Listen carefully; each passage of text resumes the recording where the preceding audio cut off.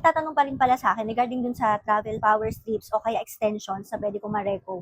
So again, ang lagi ko nire-reco is from Orico. So I have here, 4 na ata na ganito na extensions and gamit na gamit ko siya and hanggang ngayon matibay pa rin, hindi pa naman siya nag-overheat, hindi siya sumasabog, mga ganun kasi makapal din yung kanyang wire. So yung kinuha ko ngayon ay purple ulit, alam niyo yan, BTS Army, ganyan.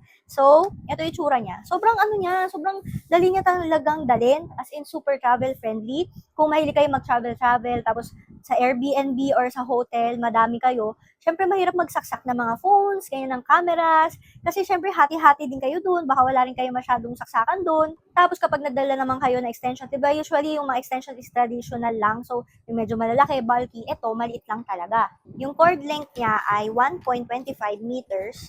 Ayan, mahaba naman, pwedeng-pwede na. And then, ito yung itsura niya. Yan yung iaan nyo sa, ididikit nyo or isasaksak nyo dun sa outlet. Ang maganda dito, manipis lang siya. Like, flat lang. So, halimbawa, lalagay siya dun sa may likod ng mga sofa nyo, ng bed nyo. So, hindi siya alam nyo yung sa gabal kasi naka-flat lang na ganyan dun sa pinakang outlet. So, ito yung saksakan niya. Meron tayong pa ganito. And then, meron tayo dito for USB naman. So, halimbawa, kung sasaksakin ng power banks ng phone nyo, pwedeng-pwede na to. Tapos, meron pa tayo, ayan, magkabilang gilid din. For storage, ayan, iikot nyo lang ulit. Tapos, saksak nyo ulit na ganito. Lagay nyo na sa luggage nyo or sa bag nyo. Tapos, ito, meron siyang tali na ganyan. O, diba, nakaayos na ulit. Pwede nyo rin siya i-mount. Meron siyang pa-screw dyan. Meron din to yung ilalim. Ayan siya.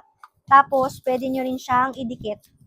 So, hindi siya gagalaw-galaw if ever lalagay nyo sa mga tables nyo, ganyan, or sa console. May sticker pa nga pwede nyo din gamitin. So, yan, nalagay ko siya na sa yellow basket.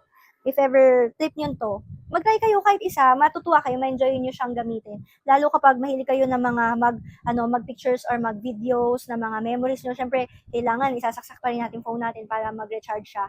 So, ayan, ito na yung dadalhin nyo.